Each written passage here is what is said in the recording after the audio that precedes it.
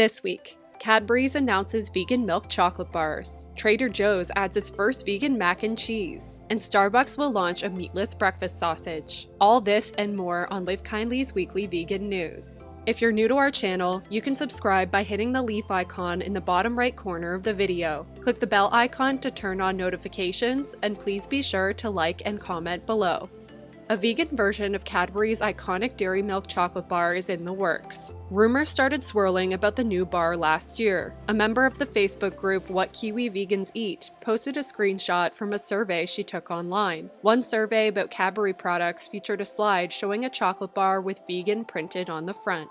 When asked about the potential vegan Cadbury bar in an email last year, the brand told Live Kindly, "We are very aware of the rise in consumer interest towards vegan products, and we have a brilliant R&D team in Bourneville who are focused entirely on new products and innovation. Whilst there are no immediate plans for a vegan Cadbury bar, we have lots of exciting developments in the pipeline." According to The Telegraph, Mondelez, Cadbury's parent company, has been working on plant-based milk chocolate for 2 years. The consumer goods group has now confirmed that it is looking at a vegan Cadbury dairy milk bar. "We're always listening to our customers," said a Mondelez spokesperson, "so we can develop and provide people with greater choice. This includes looking at a plant-based Cadbury dairy milk bar." They added that the brand has no plans for an immediate launch. It will only debut the new vegan milk chocolate option when it retains the texture and taste that our consumers love. Coming up, this KFC is going meat-free for an entire week. Vegan mac and cheese is coming to Trader Joe's. The new dairy-free mac and cheese is available to order at some stores across the country. It is unconfirmed if it will be sold at all Trader Joe's locations. The vegan mac and cheese comes in a 20-ounce tub and will be available in the ready-to-eat section of the store. The sauce is made from butternut squash, coconut milk, dairy-free butter, and nutritional yeast. Customers in the New York metropolitan area have already reported finding the new vegan mac and cheese. This marks the first time that Trader Joe's has launched dairy-free mac and cheese, but it's not the only option in US stores. Annie's Organic, Amy's, Daya, Modern Table, Field Roast, Sweet Earth, and Upton's Naturals are available throughout the country. Rotterdam's KFC will go meat-free for an entire week. The Rotterdam KFC location will ditch meat for the Netherlands' annual National Week Without Meat. The meat-free week is observed March 11th through the 17th. It will serve vegetarian, chickenless chicken crispy tenders and burgers. This is the third annual National Week Without Meat. They want to make people aware of the positive impact of eating less meat and to show how easy it is to eat no meat and fish. Utrecht University's website reads, "Last August, KFC joined forces with Beyond Meat to create the Beyond Fried Chicken. It looks like scrumptious chicken and tastes like scrumptious chicken, but it's not chicken. It's made of plants."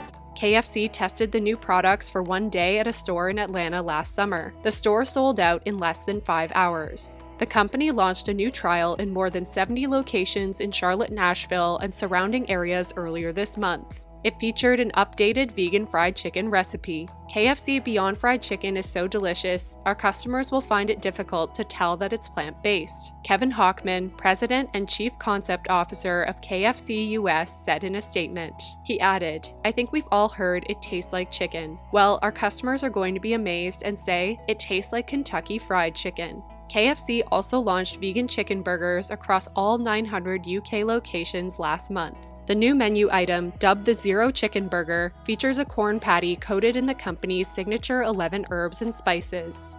The London School of Economics and Political Science will implement a beef ban across campus in an effort to mitigate climate change. Phoebe Woodruff, a student activist and campus representative for animal rights organization People for the Ethical Treatment of Animals, spearheaded the initiative. More students than ever are looking to limit their environmental footprint, and cutting out meat, eggs, and dairy is the best and easiest way to do that, she told the London Economic. She added, "It's encouraging to see LSE take a stand to protect animals and the environment. Everyone who wishes to eat with compassion can make the switch to a vegan lifestyle today. It's never been easier." LSE students voted on the initiative during a students' union meeting. It passed by a vote of 243 to 170. A University of Oxford study shows avoiding meat and dairy is the single biggest way an individual can reduce their environmental impact. Last year, Goldsmith College, part of the University of London, banned the sale of beef on campus. The college's goal was to become a carbon-neutral institution by 2025. Goldsmiths also pledged to discourage the use of single-use plastics by adding an upcharge to bottled water and plastic cups. Proceeds from these sales are directed into a Green Student Initiative Fund. Declaring a climate emergency cannot be empty words, Goldsmith's warden Francis Corner said in a statement. I truly believe we face a defining moment in global history, and Goldsmiths now stands shoulder to shoulder with other organizations willing to call the alarm and take urgent action to cut carbon use. Panera Bread will no longer charge extra for vegan milk. Customers can now enjoy plant-based milk in their coffee at no additional cost at more than 2,000 locations of the bakery cafe chain across the US and Canada. The move comes after ongoing discussions with animal rights organization People for the Ethical Treatment of Animals. Earlier this year, Panera announced plans to cut 50% of meat products from its menu. Currently, 25% of the menu is vegan, and 60% is vegan with just one customization. We're not getting feta. Is there any way we could sub like avocado or something in it? Yeah, I think we can do that. Panera plans to introduce new plant-based products to every menu category by 2021. Coffee chain Pret a Manger announced earlier this year that it also stopped charging consumers extra for vegan milk. Tim Hortons, Costa Coffee, and Stumptown Coffee Roasters have also axed dairy-free surcharges. Starbucks currently charges up to 80 cents more for drinks made with almond, soy, or coconut milk. Activists are now pushing for Starbucks to end its upcharge on vegan milk.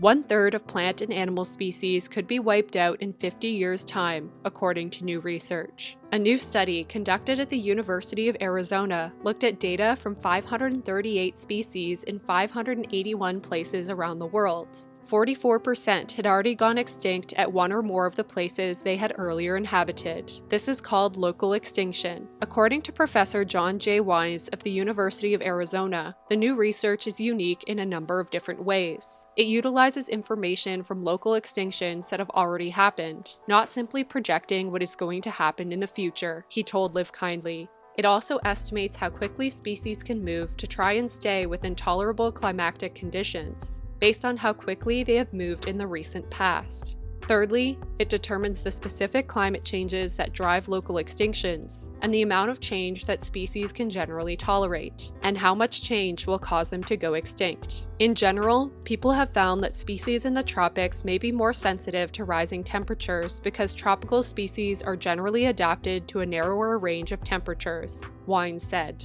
So, most species in the temperate zone must survive both cold winters and hot summers. They are adapted to a wide range of temperatures. Sticking to the Paris Agreement to fight climate change is essential, believes the professor. How many species will survive to 2070 depends on how much climate warms in the future, he noted. If it warms only a little, it may be that only 16% will go extinct. If it warms a lot, then 30% loss of plant and animal species globally seems likely, based on our results. He added that sticking with the Paris Agreement is a crucial step. Coming up, Starbucks launches meatless breakfast sandwiches. UK property development firm Igloo Regeneration has taken a big step for the planet with a meat ban of sorts. It will now only allow catering, corporate entertaining, and staff food expenses to be reimbursed if the meals are vegetarian. Last year, development surveyor Kate Marfleet, who is head of Igloo Regeneration's values team, persuaded staff to ditch meat in favor of a vegetarian diet. She said the main goal was to reduce the environmental impact of the meat industry. We had some justifications as to why it was a good idea, mostly environmental. There were some reservations from staff, but most of those were based on them being unsure of the environmental impact, Marfleet told BBC. Although Marfleet is not vegetarian outside of work, she says the new policy has increased discussions about the impact of food on the planet. It certainly sparked a lot of internal conversation about food, and particularly as a younger person, it's interesting to have conversations with our older colleagues who say they are now eating a lot less meat at home as well.